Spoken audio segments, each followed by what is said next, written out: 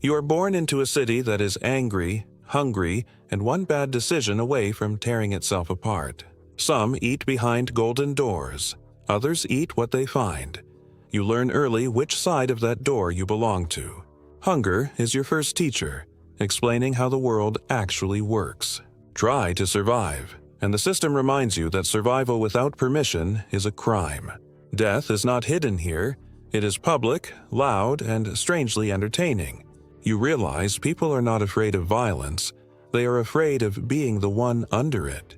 Paris explodes all at once, and suddenly chaos becomes the new normal. Somewhere above, someone notices you. Not because you're special, but because you're useful.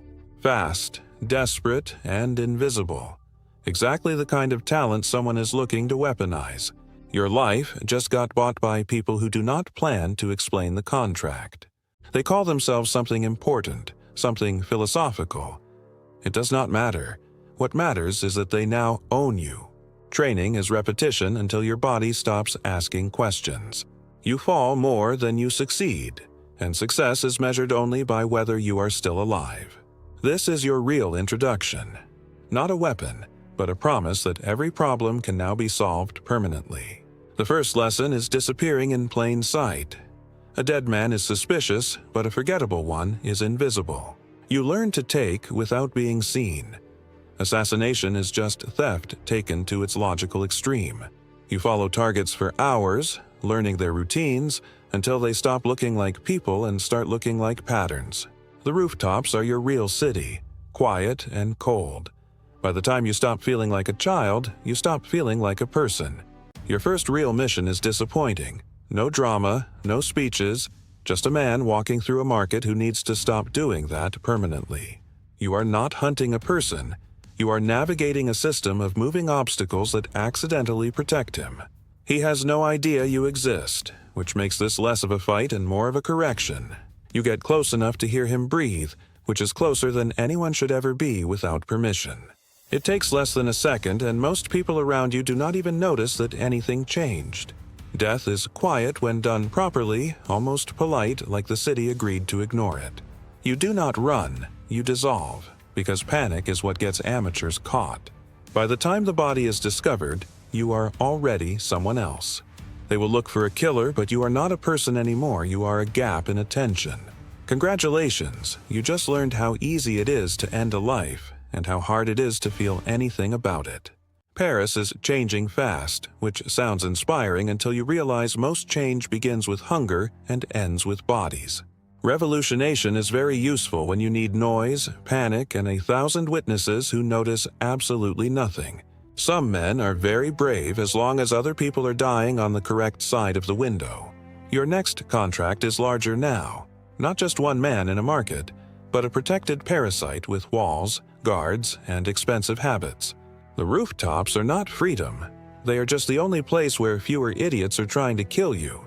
Once inside, the whole building becomes a problem of timing, breathing, and not stepping on something creaky enough to end your career. Assassination is rarely about courage.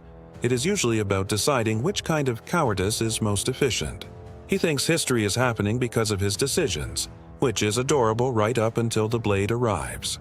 Men like him always die surprised, as if consequences were something meant for the poor. By the time they understand what happened, Paris has already swallowed you whole again. Success does not make you important, it just gets you assigned to bigger lies. Nobody here is fighting for purity, they are fighting for power while borrowing noble slogans. The city is now a machine of factions, and your job is to remove parts until one side stops making noise. Real assassin work is mostly standing still and discovering that every important man is filthier than expected. Once you listen long enough, politics starts sounding like organized blackmail with better tailoring. Then subtlety dies, and the job turns into a sprint through the angriest city in Europe. Parkour looks beautiful only from far away. Up close it is mostly fear and bad footing. When the chase ends, philosophy usually does not survive the first knife. Every loyal man becomes conversational once death sits directly on his chest. The city keeps calling this liberty, but from where you stand, it mostly looks like efficient collapse. Here's the fun part. The people funding the chaos often dine together when the crowd is not around to ruin the mood. A good assassin spends half his life pretending to be furniture. The language is elegant, which only means the murder will be expensive. Every conspiracy eventually produces a traitor, usually because greed gets hungry faster than loyalty. Beneath every idealistic speech in Paris there is a basement full of receipts. Then, the evening stops being educational and starts being fatal. In close quarters there is no elegance, only speed, blood, and the very practical desire not to die in accounting paperwork. Sometimes the cleanest way to kill a network is to let the paper burn before the people do. The city is very helpful when it comes to hiding crimes. All it asks in return is more chaos. By now you understand the real rule of revolutionary Paris: the men in charge are rarely the ones who end up covered in soot. Public executions are now the city's favorite hobby, which is impressive considering how many hobbies Paris already had. You are not here for justice. You are here because someone important decided this man should stop breathing. The crowd is loud enough to hide anything, including murder. In a city like this, personal space is a luxury, and death is just another movement in the crowd. Timing matters more than courage, and today the blade above does half your job for you. Nobody notices, because everyone is already busy watching someone else die. This is what success looks like. Not applause, not recognition, just disappearance. They will search for a killer, but what they really need is a better understanding of how invisible you've become. At some point, the noise stops affecting you, which is when the job becomes truly efficient and slightly disturbing. Paris calls this justice, you call it convenient cover. Inside your own order, things are starting to rot. This is what happens when people who kill for a living disagree. Some believe in freedom, others in contracts. Both sides pretend those are not the same thing with different marketing. Patterns start appearing and none of them look heroic up close. Turns out the people funding the chaos are funding both sides. It's either genius or deeply pathetic. You ask questions, which is the first mistake in a system that runs on silence. He gives you answers that sound important and explain absolutely nothing. You realize you might not be changing anything, just rearranging corpses for someone else's benefit. Faces blur together because in the end, they were never the point. Doubt enters quietly, like everything else in your life, and immediately makes everything harder. You finally understand the truth. You are not a hero. You are a very expensive solution to someone else's problem. Paris reaches the point where nobody is in control anymore, which is exactly when everyone claims they are. This is the environment you were built for. Uncontrolled, loud, and full of distractions that hide your existence. Important men look much smaller when they start running. Survival here is less about skill and more about not making the one mistake that ends everything. At this distance, ideology stops mattering and physics takes over. Everyone has principles until death starts negotiating directly. You think about stopping, which lasts just long enough to be dangerous. In the end, you do what you were trained to do, because changing now would require becoming someone else entirely. The revolution keeps moving, with or without you, because it was never about you. You are very good at your job, which unfortunately does not make your job meaningful. Then you finally find the real engine under Paris, and naturally it is not justice, not liberty, not destiny, just paperwork and filth with excellent handwriting. Every dead man you thought mattered turns out to be one small adjustment inside a much larger business model. The people screaming about principles in public are often funded by the same hands in private, which is either shocking or the most predictable thing in history. This is the moment where ideology finally peels off and underneath it is exactly what you feared: a market for death with better slogans. Reflection ends quickly because systems like this do not reward curiosity. They send men with blades. In close rooms there is no elegance, only fast decisions and the strong possibility of bleeding to death in somebody else's records. If you cannot kill the whole network, burning its memory is the next best insult. Paris hides the crimes. All it asks is fire. Once you know too much, every conversation starts sounding like pre-murder diplomacy. He talks about sacrifice and order, elegant words people use when they need someone else to die. You bring proof, because part of you still believes truth matters once it is written down clearly. The worst part is not that he knew, it is that he thinks this is normal. Orders do not protect people like you. They protect themselves from people like you.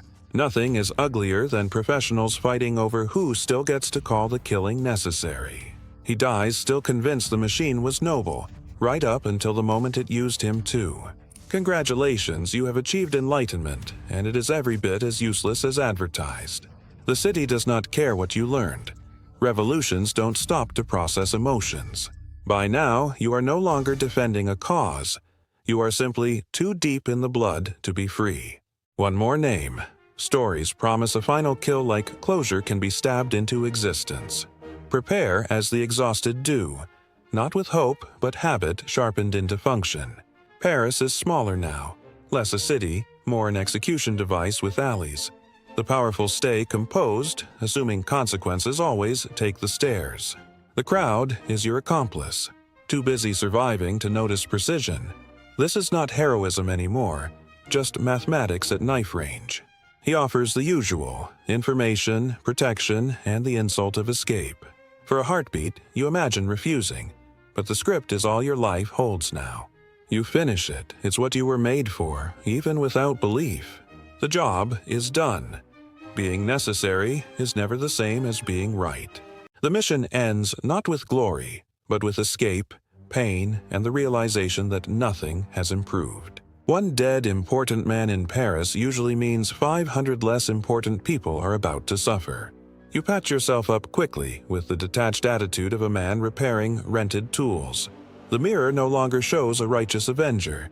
It shows a tired function with a pulse. Memories only surface when exhaustion finally clears enough space for them to sit down. Revolutions love claiming victory, but their favorite aftertaste is administrative violence. You wanted to cut out corruption, and instead helped sharpen a system that now cuts without you. Putting the blade down is exactly what broken men call hope when they are too tired to speak. The city keeps moving. History does not stop when one instrument decides it is tired. You're still alive. Now you must figure out what a weapon becomes after the war inside it ends. Peace arrives the way it usually does. Dirty, compromised, and far too late to help anyone worth saving. So you try the impossible, living as an ordinary man, which turns out to be much harder than murdering one. You put the blade aside, but objects like that are never really stored, only paused. Even now, your ears still do the old work, measuring lies and the exact moment a room turns dangerous. You leave the profession, but the profession refuses to leave you, which is unfair but completely on brand. Then you see yourself again in some half-starved kid the city is already preparing to use up. You cannot undo anything, but sometimes a ruined man mistakes one small rescue for redemption and keeps going. You wanted to stop being a weapon, but the truth is, once sharpened enough, a life never fully goes blunt again. And then the final insult arrives. Once the real man disappears, the myth finally becomes safe enough to sell. The fake version of you is everything the real version never had the time, health, or innocence to become. People adore the legend because real assassination is mostly wet boots, panic, and bad reasons wrapped in expensive words. Once history becomes merchandise, the body is no longer needed, only the silhouette. Somewhere the blade still exists, which is more than can be said for the truth that once held it. No statue is raised, no anthem is sung, because men like you are useful only while in motion and embarrassing once explained. History does not remember you. It overwrites you with something more convenient and much easier to admire. You lived in blood, doubt, and exhaustion, but the world will remember you as style. And that may be the cruelest lie of all.